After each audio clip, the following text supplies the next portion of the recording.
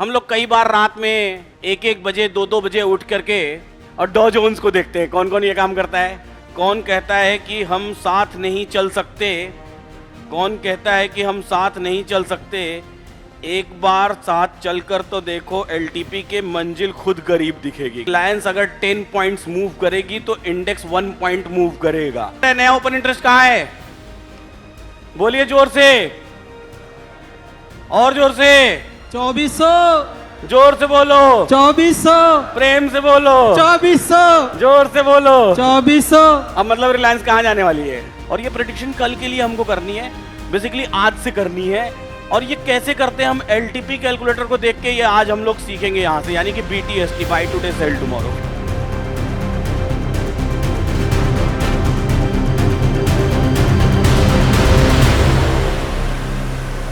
बाजार को एक बार पूरा ओवरऑल रिवाइज करके देख लेते हैं। ओवरऑल बाजार कैसा चला आज के दिन में? आज के दिन में पहले तो एक बात बताइए, धैर्य ट्रेडर का गहना है, ये बात कहां तक सही है? जोर से बताइएगा। सही है? धैर्य लगता है ना ट्रेडिंग करने में? और कौन ये कहता है?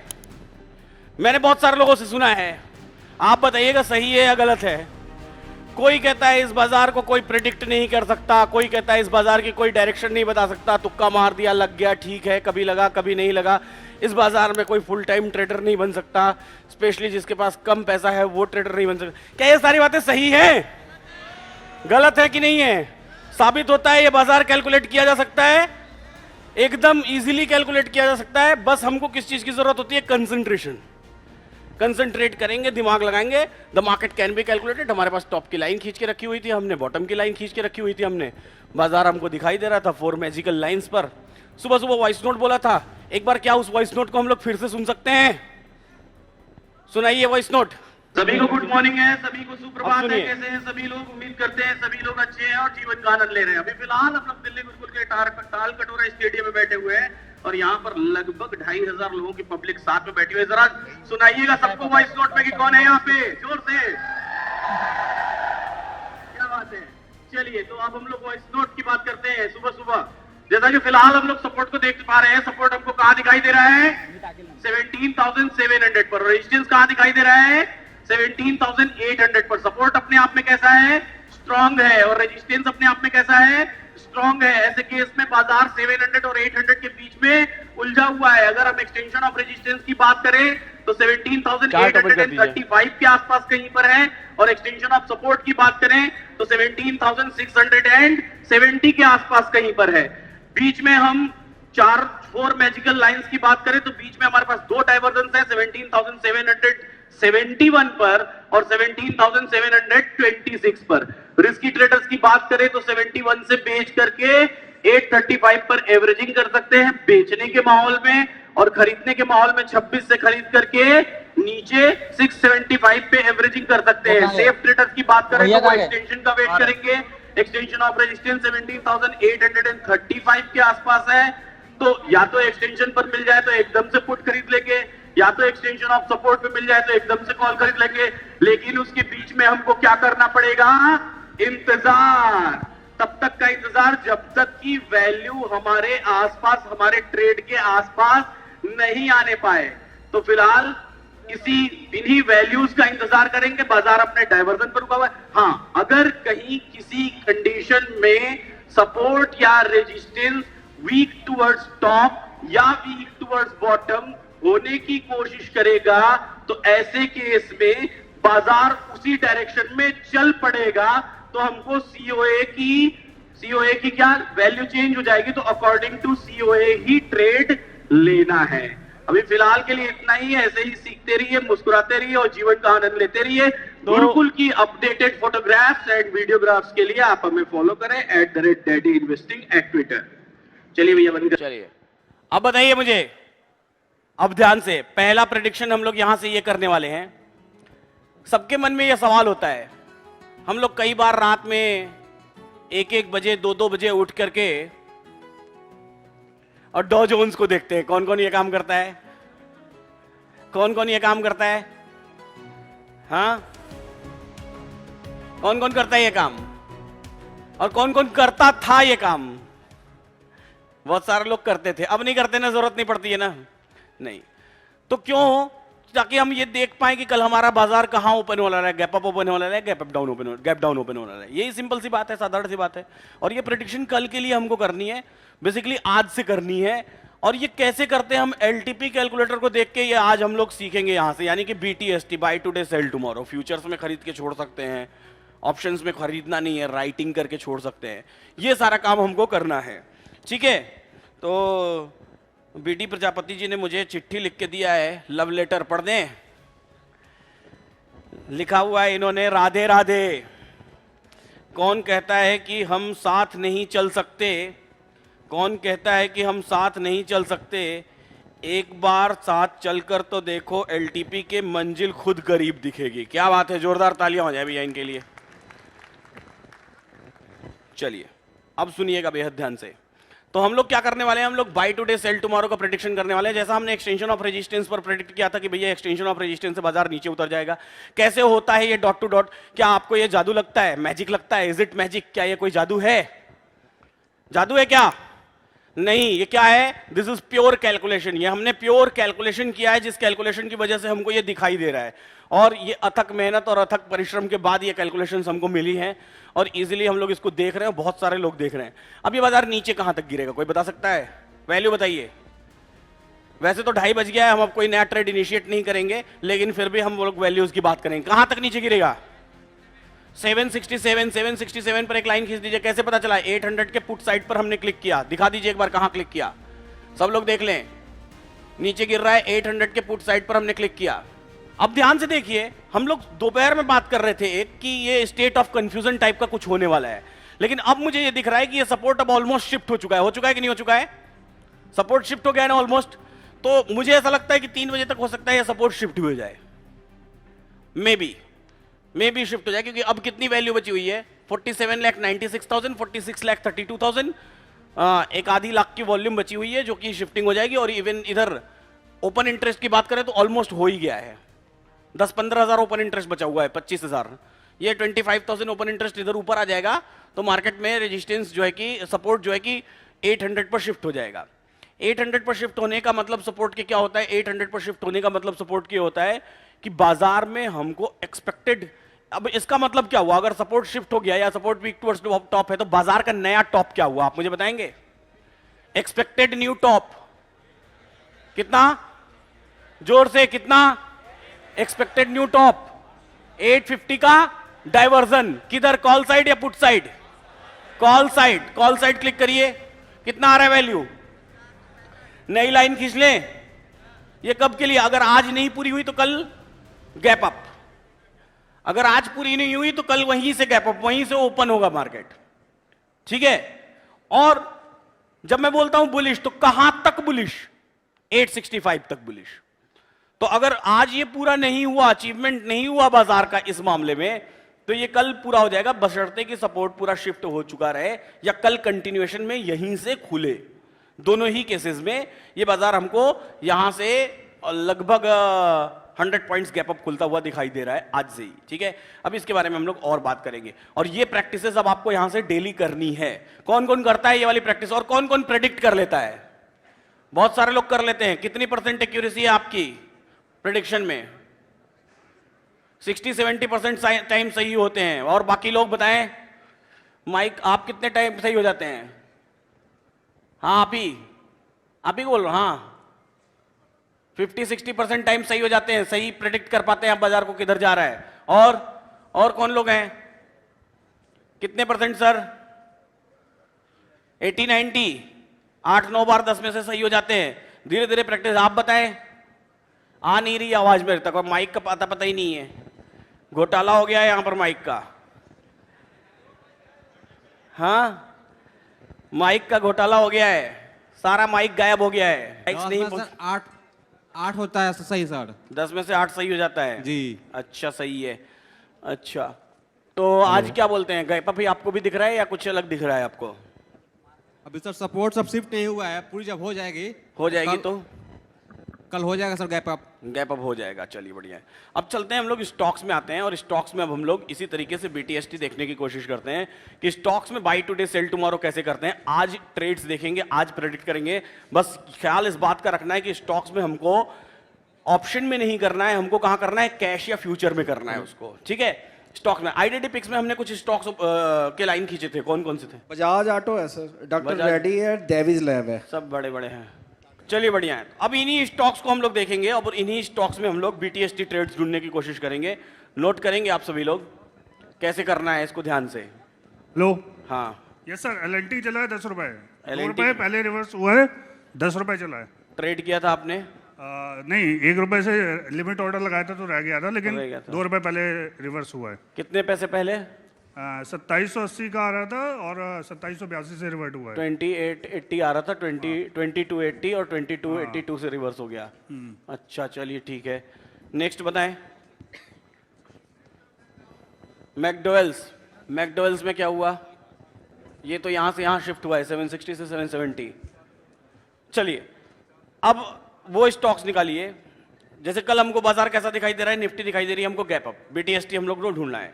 BTST हम लोग कैसे ढूंढते हैं? उस समय हिस्टोरिकल डेटा नहीं चल रहा था, एक टॉपिक हमारा रह गया था, वो टॉपिक भी इसी में कवर करता हूं कि हिस्टोरिकल डेटा में हमको रेंज कैसे पता चलती है कि बाजार कहां से कहां तक चलने वाला है। तो सबसे पहले आप मंडे का मार्केट लगा लीजिए और कोई भी रैंडम स्टॉक ओपन कर लीजिए। मंडे का मार्केट लगाइए, कोई भी रैंडम स्टॉक ओपन करिए। स्टॉक का नाम बताइए, बोलिए। बजाज फाइनेंस लगा दीजिए, फिल्टर करिए। मंडे मॉर्निंग में 9:30 AM फिल्टर कर दीजिए। अब ध्यान से देखिए, बजाज फाइनेंस का हाईएस्ट ओपन इंटरेस्ट आपको कहां दिखाई दे रहा है? बॉटम कहां दिखाई दे रहा है? हाईएस्ट ओपन इंटरेस्ट की मैं बात कर रहा हूं, वॉल्यूम की बात नहीं कर रहा हूं। कहां पे दिखाई दे रहा है? बोलिए जल्दी। हाँ, कहां दिखाई दे रहा है? नहीं सुनाई दे रहा है मुझे। हाईएस्ट OI कहां पे? नहीं समझ में आ रहा है। बजाज फाइनेंस का पुट साइड का हाईएस्ट ओपन इंटरेस्ट कहां पे है? बजाज फाइनेंस के पुट साइड का हाईएस्ट ओपन इंटरेस्ट। और कॉल साइड का हाईएस्ट ओपन इंटरेस्ट 6000। और बजाज फाइनेंस अभी है कहां? बीच में खड़ी है 5800 पे। अच्छा, ये जो कॉल साइड का ओपन इंटरेस्ट है वो नया कहां पे क्रिएट हो रहा है? 5700 पर नया ओपन इंटरेस्ट क्रिएट हो रहा है ना। तो हमारे पास एक रेंज बजाज फाइनेंस में बन रही है, वो 5700 से लेकर 6000 की रेंज बन रही है इस वीक में। इसके चार्ट्स पे है ये, बजाज फाइनेंस के इसके चार्ट्स पे है ये। पूरा डे कैंडल लगा लीजिए। आ जाइए। इस वीक कौन सी डेट से चालू हुआ है? देखिए जरा ध्यान से, कौन सी डेट से ये वाला वीक चालू हुआ है? कौन सी कैंडल से? दिखा दीजिए सबको। ये ग्रीन वाली कैंडल देखिए, ये मंडे। और आगे आइए, आगे डे कैंडल में आगे आइए, और आगे 10 अप्रैल, ये मंडे है ना। हाई देखिए बजाज फाइनेंस कितना है? हाई कितना है बताइए जरा, कितना है? 6000 के आसपास है। हमारा highest open interest call side में कितना है? दिखाइए जरा, highest open interest call side में कितना है? कहां पे है? ये मंडे को है ना। तो हाईएस्ट ओपन इंटरेस्ट मार्केट कहां जाना शुरू किया? नीचे। और कहां तक जाने की संभावना रखता है? लोएस्ट ओपन इंटरेस्ट तक। आज जरा दिखाइए, सेम लिख लीजिए, 6000 कॉल साइड और 5700 पुट साइड। आज का चेन दिखाइए, ध्यान से देखिएगा, जो बता रहा हूं बड़े काम की चीज है। ये देखिए, पुट साइड का हाईएस्ट ओपन इंटरेस्ट 5700 पर आ गया। अब नया प्रेशर कहां क्रिएट, सॉरी 5700 नहीं, 5500 पर ही है ना, 5500 पर ही है। और हमारा जो बजाज फाइनेंस है वो 6000 का हाई लगा के फिर वहां से कहां चला रहा है? नीचे चला रहा है। तो इस वीक में ये कहां तक जाने की संभावना रखता है बताइए, कहां तक? और इस वीक में बजाज फाइनेंस जब आप हाईएस्ट ओपन इंटरेस्ट पर शुरुआत में देखे, मंडे ही आपने देख लिया कि मंडे को 6000 पर बजाज फाइनेंस चल रहा है और 6000 पर ही हमारा हाईएस्ट ओपन इंटरेस्ट है। तो हमारे दिमाग में क्या पहली प्रेडिक्शन आनी चाहिए कि बजाज फाइनेंस ओवरऑल वीक में कहां रहने वाला है, कैसा रहने वाला है? बुलिश या बेरिश? बेरिश। समझ में आया नहीं आया? पूछिए, सवाल पूछिए, यहां लेके आइए माइक। अभी हम लोग वॉल्यूम डब्ल्यूटीटी कोई बात नहीं कर रहे हैं, हम सिंपल ओपन इंटरेस्ट देख रहे हैं कि पूरे वीक में ओपन इंटरेस्ट स्टॉक्स को कैसे घुमाता है। बताएं। Good afternoon sir. Good afternoon, बताएं। एक्चुअली जो बजाज फाइनेंस है ये स्टॉक ऑप्शन तो पूरे मंथ के लिए होता है ना। हाँ। तो हम ये नहीं कह सकते कि इस वीक के लिए, क्योंकि अब फिर तो हम पूरे मंथ के लिए हाँ, ये मंथ के लिए तो हम देखेंगे ही। जी। बहरहाल अब मैं एक मंडे से स्टार्ट कर लिया कि मैंने एक रैंडम मंडे ले लिया कि मंडे से ही मैं देखना शुरू करता हूँ। जरूरी तो नहीं कि हर मंथ के शुरुआत वाले दिन हम ट्रेड कर ही रहे हैं अच्छा। या देख रहे हैं। मैं तो एक रैंडम डेट लिया, मैं दिन की भी बात करता हूँ या पूरे वीक की बात करता हूँ। पूरे वीक में हमारे पास क्या रेंज है, आप कोई सा भी दूसरा स्टॉक निकालिए, आप इस मंथ के एंड ऑफ द थर्सडे पे चले जाइए, कभी भी ओपन इंटरेस्ट बनने में वक्त लगता है। Yes, sir. जब आप पहले ही दिन चले जाएंगे ना तो आपको कुछ नहीं मिलने वाला है वहां। हाँ, 3-4 दिन बाद आएंगे तो आपको बहुत कुछ मिल जाने वाला है वहां पर, जब भी ओपन इंटरेस्ट वहां क्रिएट हो जाएगा। फिर भी मैं आपको दिखाता हूं इसी बजाज फाइनेंस का पिछली एक्सपायरी कितने तारीख को थी? 29 मार्च। 29 मार्च को थी ना। Yes yes. उसके बाद वाली डेट का ले लीजिए, 2 अप्रैल ही था ना शायद पहला दिन। कितना था, 30 मार्च था या 2 अप्रैल? ले लीजिए वो डेट पे दिखा दीजिए बजाज फाइनेंस सबको, दिखाइए, ध्यान से देखिएगा, बताइए हाईएस्ट ओपन इंटरेस्ट कहां है? ये कौन से दिन का है? 30 मार्च। बेहद ध्यान से देख लीजिए, हाईएस्ट ओपन इंटरेस्ट कहां है? कॉल साइड का, बोलिए, बताएं भाई, कॉल साइड का highest open interest Bajaj Finance 6000, और पुट साइड का highest open interest Bajaj Finance. Date कौन सी है? डेट कौन सी है? हाँ, 30 मार्च, 30 मार्च को हमें highest open interest call side का दिखाई दे रहा है। अच्छा, ये बजाज फाइनेंस हमको अपने टॉप पे दिखाई दे रहा है या बॉटम पे दिखाई दे रहा है? हाँ, बॉटम पे। तो अभी यहां से अब इसके चार्ट दिखा दीजिए 30 मार्च से। ये 29 मार्च के बाद 31 मार्च का ही है। क्या दिखाई दे रहा है? लो, उतना ही है। और कहां पे हमारा ओपन इंटरेस्ट कहां पे था हाईएस्ट? 5500 था, ऑलमोस्ट वहां तक का लो लगाया, और उसके बाद फिर वो कहां चला गया? 6000। पूरी रेंज में घूमा।